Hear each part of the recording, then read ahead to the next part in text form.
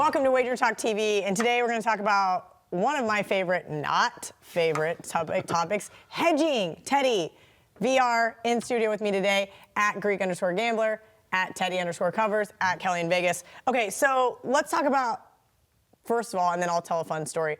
What is a hedge bet, Teddy? A hedge bet is a bet that you're going to make to try to lock in a profit when you have what normally is a long shot wager to win something. That's your standard hedge bet. You've got whoever to win the title or to win the division or to win the conference at 20-1. And now guess what?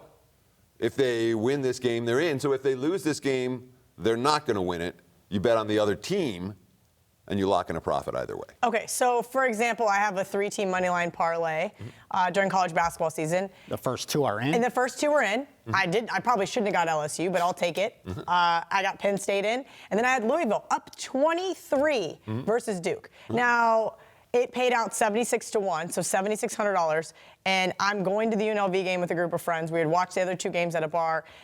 I wasn't in the sportsbook. I wasn't at any of these available things. My one app lets me bet $300 in game. Another one lets you do this, whatever. I wasn't going to sit there and try to hedge out of my $7,600 parlay when the team was up 23 points. Sorry, I'm trying not to drop any F-bombs here right now because I'm still angry about it. Sure, it's an F-bomb kind of a situation. As soon as I lose that parlay, I can't believe you didn't hedge, Kelly. I can't believe you didn't hedge. You're so stupid. So talk to me about hedging and when you should and when you shouldn't. Well, I mean, number one, you weren't stupid for not hedging, okay?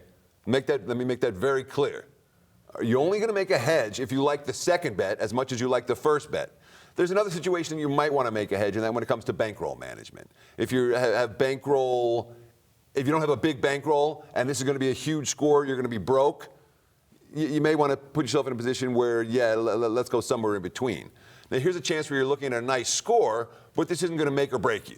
Right, and my original bet size was $100, so really I didn't need to hedge. And your team is up 23 in the second half. Most of the time when you hedge in that situation, you're throwing good money away.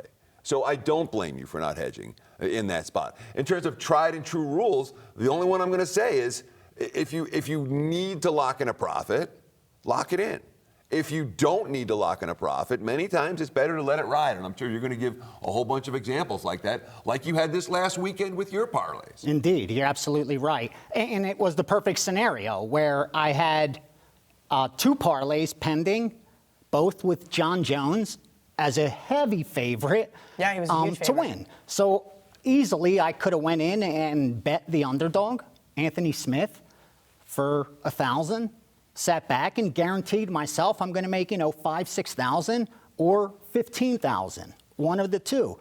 That's a pretty good night for most people. So that is a perfect opportunity to hedge. I didn't hedge it. And the reason wasn't because I wanted to roll the dice. It was simple. I loved the bet. I wanted to bet John Jones for more money. I was mad that I didn't have more to bet on it. Honestly, I look at it as giving up equity. I bet for real. I bet for profit. I don't bet for action. I don't bet for fun. Even though I toss in parlays, that's my gambling. I know they're negative EV if it's not correlated. Right, we don't have the lottery here. That's my way of tossing in some action. And even with that, I didn't want to give up that equity because I loved John Jones so much. On the flip side, I had a future on the Patriots. I thought the right side were the Rams at +3. So I did hedge that bet. So did you take the Rams +3 or did you take Rams money line? I took the Rams +3. Okay. With an opportunity to hit both. Yeah. And the reason, honestly, wasn't even to hedge it. It was... And this isn't, because it was a great bet on the Patriots and to say, I had these winning parlays. It serves up the perfect opportunity to do these hedges. Because you could still win both. Exactly. So is that more middling then? That's your optimal scenario. But the reason, even though as perfect as that is, where you can hit both and you say that's an automatic, you should do it. Again, if I didn't like the Rams, I swear to you, I would not have done it. Like Clemson future. I didn't do it because on that night I wanted to bet Clemson and I wanted to bet Clemson money line. So I already have them on a ticket paying so much better.